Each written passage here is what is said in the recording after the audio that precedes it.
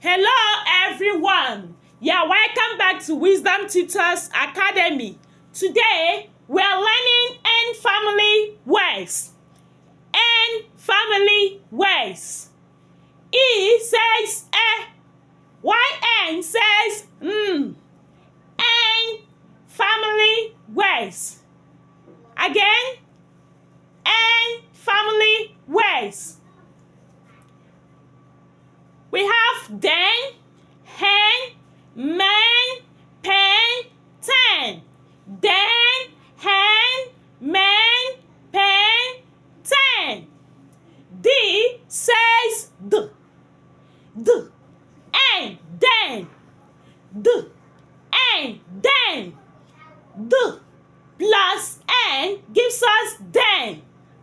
H says plus N gives us hen. M says plus N gives us man.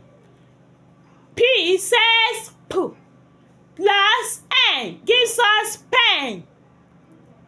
T says T plus N gives us ten. D, N, den.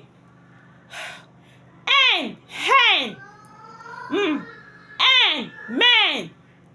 P, N, pen. T, N, ten. Again.